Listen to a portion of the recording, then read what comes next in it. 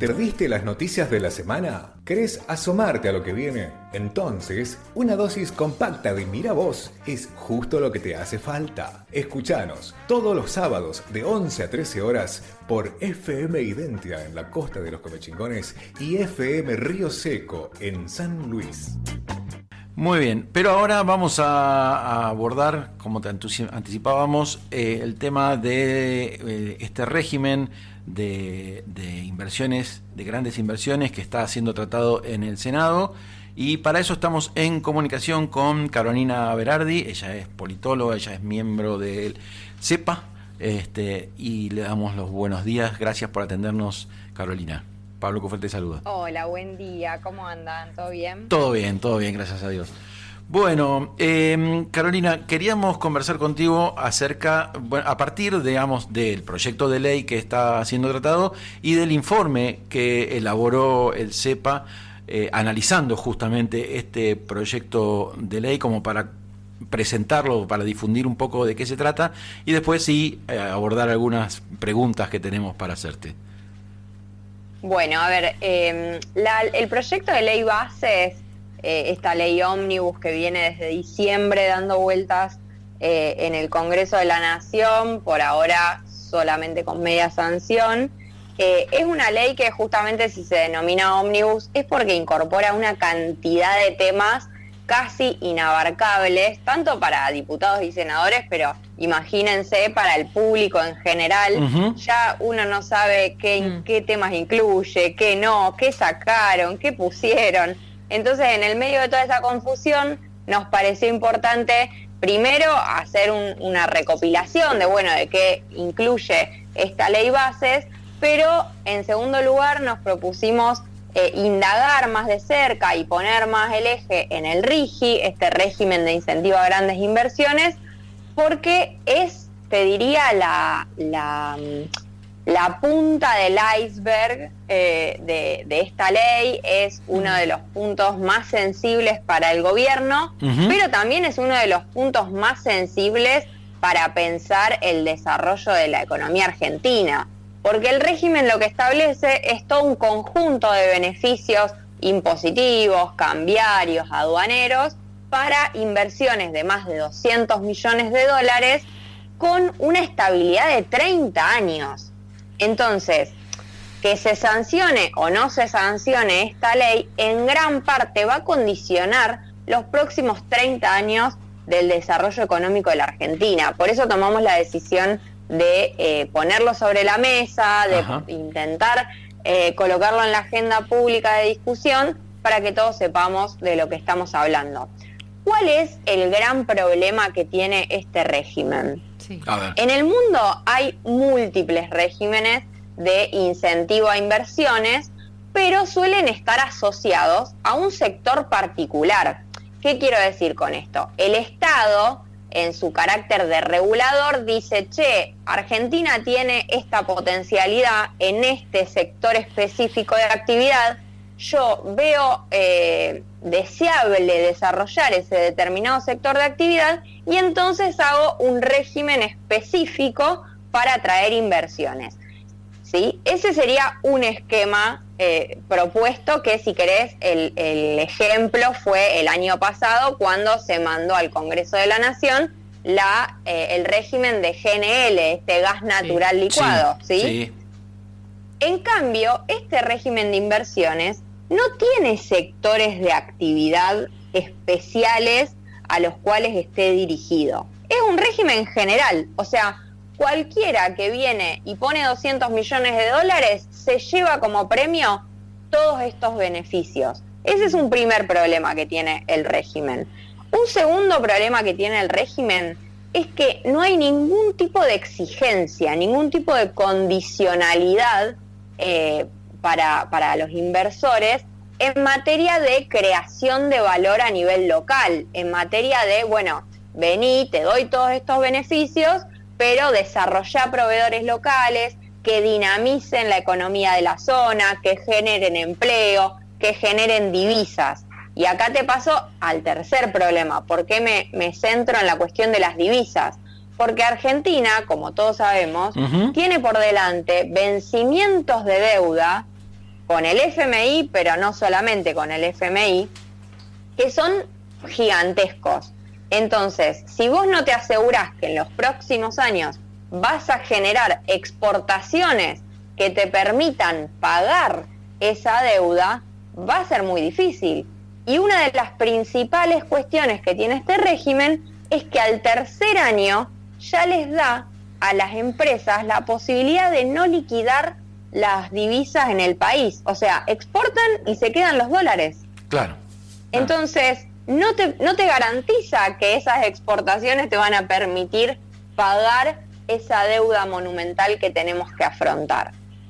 Y después tampoco te garantiza que generen empleo a nivel local, porque no hay ningún requisito de, bueno, no sé, por ejemplo, el 15% de lo que produzcas tiene que tener componente nacional, ¿no? No hay ningún tipo de requisito mínimo en ese sentido. Entonces, como vos le estás dando beneficios de que, por ejemplo, pueden importar todo tipo de bienes sin pagar derechos de importación, ¿cómo te aseguras que, no sé, desde la ropa de trabajo, la vianda para los empleados, o no sé, hasta el mínimo tornillo, no lo traigan de afuera? No Claro. tenés ningún tipo de garantía porque no le estás exigiendo nada. Entonces, incluso las empresas locales que fabrican insumos o que fabrican maquinarias van a estar en una situación muy desventajosa de competencia para poder brindarles, digamos, sus mercaderías a estas empresas que vengan a invertir. Entonces, la verdad es que no termina siendo un proyecto de desarrollo económico, sino más bien un proyecto de vengan con 200 millones de dólares, les damos todos estos beneficios, extraigan la riqueza y llévensela toda, digamos. Eso es básicamente lo que estamos viendo con mucha preocupación. Sí. Ahí te pregunto, digamos, estas inversiones de 200 millones de dólares no son para poner una pyme, evidentemente.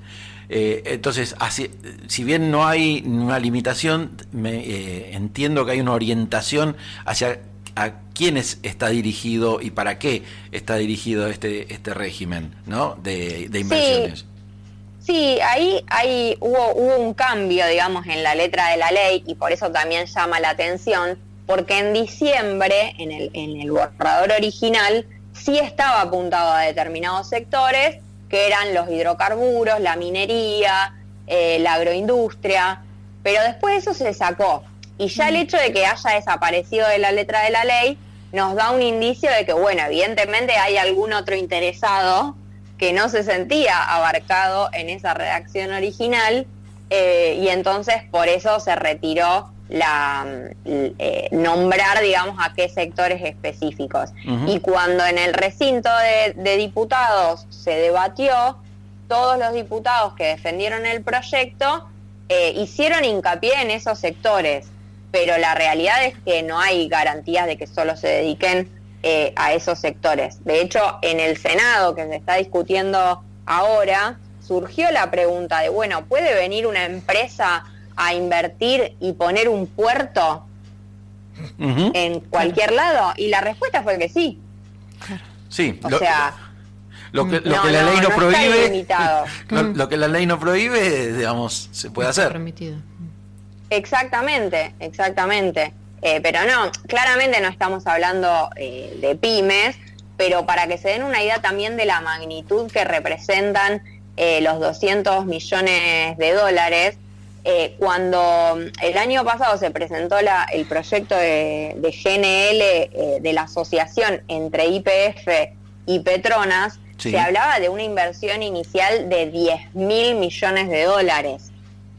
O sea, entre 200 millones de dólares y 10.000 millones de dólares, bueno, hay una cuestión de magnitudes bastante significativa. Sí. Entonces, al ser tan bajo, si querés, el límite de inversión, también permite que ingresen al régimen otros sectores que la Argentina quizás no está interesada en producir, que no dejarían ningún tipo de ventaja para nuestro país, sin embargo, adhiriéndose al régimen, accederían a todo tipo de beneficios que, si querés, los enumeramos, pero estamos hablando de que no pagarían retenciones, que no pagarían derechos de importación, o sea, aranceles, tienen una reducción de la alícuota del impuesto a las ganancias de 10 puntos, no pagarían IVA, no pagarían impuesto a los débitos y créditos. Entonces también está la cuestión de, yo vengo invirtiendo en la Argentina hace un montón de tiempo, pago una alícuota de ganancias del 35%, y mañana viene cualquiera a hacer cualquier tipo de actividad productiva, se lleva todo y encima paga 25 puntos de impuesto a las ganancias. Entonces también hay una cuestión de qué les vas a dar o qué les vas a ofrecer a quienes ya invierten en la Argentina. Bueno, una forma de darles algo es condicionar al inversor, de decirle, lo que se produce acá lo tenés que comprar acá. Entonces, esa pyme que viene invirtiendo en la Argentina hace muchísimos años, se asegura que tiene a quien venderle, por ejemplo. Estoy pensando en todas esas pymes que producen insumos para la industria, que producen bienes de capital para la industria. Bueno, claramente les serviría que vengan inversiones de este calibre. Pero si no tenés el requisito de un componente nacional, no hay forma de imaginar que puedan competir con cualquier bien que viene de afuera. Claro. Carolina, ¿qué tal? Sí. Cecilia Genovese te saludo, ¿cómo estás? Buen día. Lo que describís lo catalogaría como extractivismo del más crudo, ¿no? Como, venir, llevarse todo y no deberle nada a nadie. Eso es lo que permitiría este régimen, por lo que vos estás describiendo y que se está tratando en el Senado. Ahora mi duda es, de aprobarse en el Senado, ¿qué tan irreversible es a futuro? Bueno, ahí justamente está el problema, en que no es reversible. Digo, al establecer una estabilidad fiscal por 30 años, aquellas empresas que ingresen al régimen, vos por 30 años no les podés tocar todos estos beneficios. Y además, en el régimen se prevé que en caso de que haya una controversia, ¿qué significa esto? En 4 años viene un gobierno, dice esto es un escándalo y saca una ley para derogarlo, te llevan al CIADI. Claro. Porque el régimen prevé que en caso de controversias no se resuelva en la Argentina, en los tribunales de la Argentina, y vos puedas encontrar jueces que digan, no, esto era un abuso total, entonces no lo vamos a convalidar. No va a pasar eso, porque te van a llevar al CIADI, en donde la Argentina se ha cansado de perder juicios, porque básicamente son tribunales que tienen una lógica en la cual imperan los intereses de los inversores por encima de los intereses de los estados soberanos. Claro, sí, que en general son los jueces son miembros de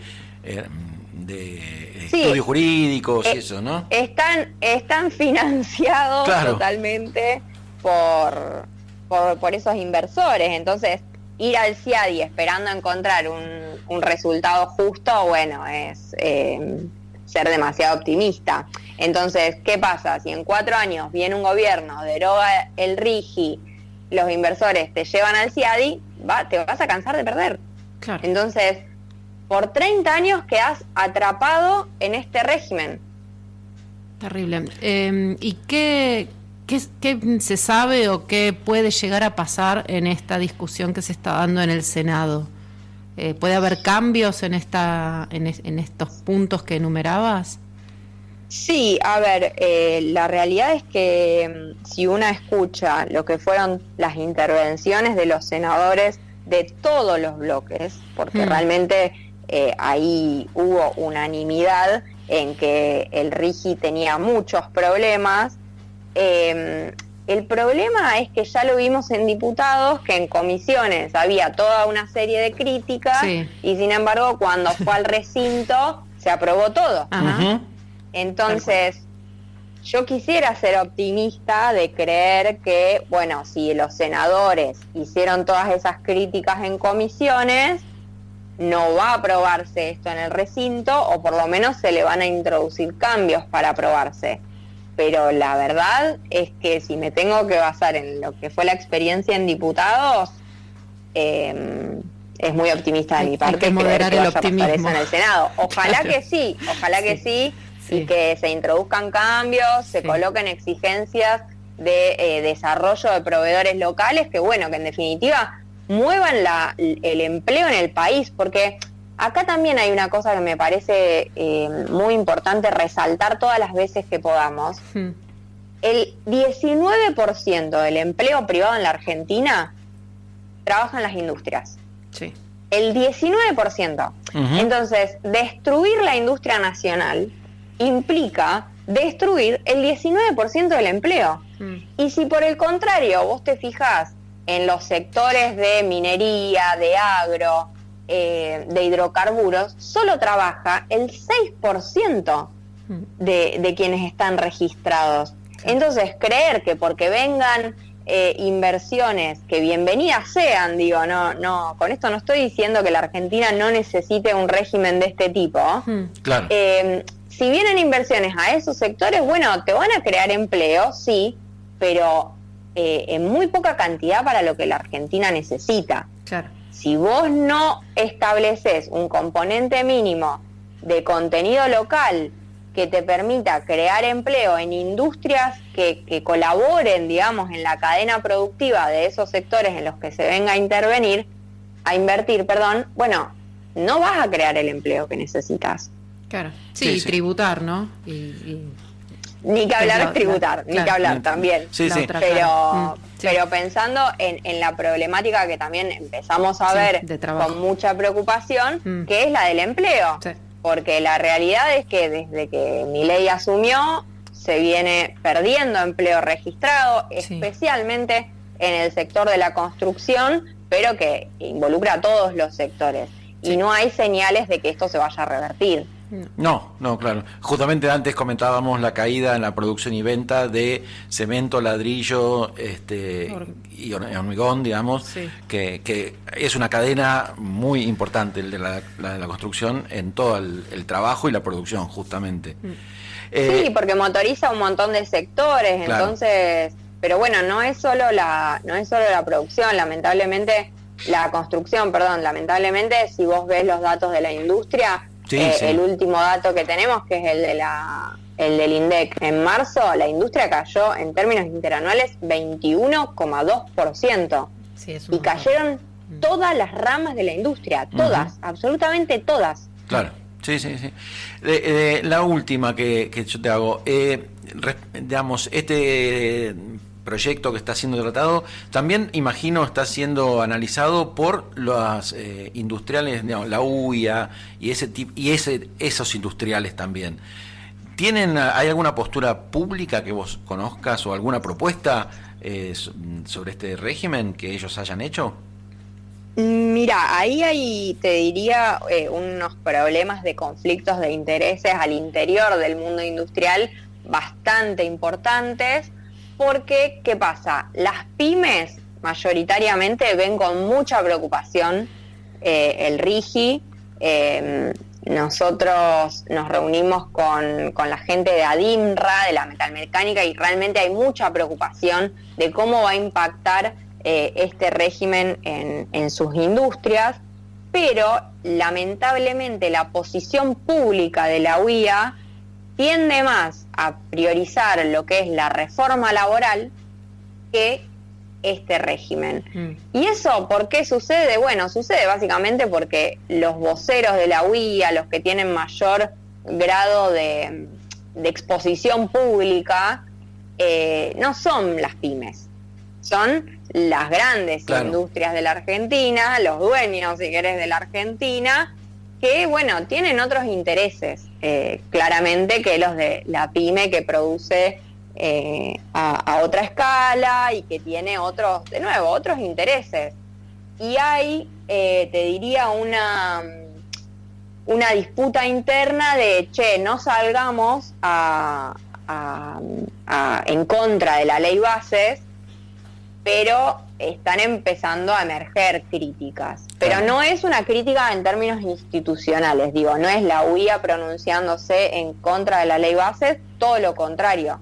De hecho, recuerdo que hará un mes más o menos, la CAME, que reúne a las medianas empresas, hizo una presentación en la justicia defendiendo la reforma laboral que está frenada por la justicia a través del DNU 70. Sí.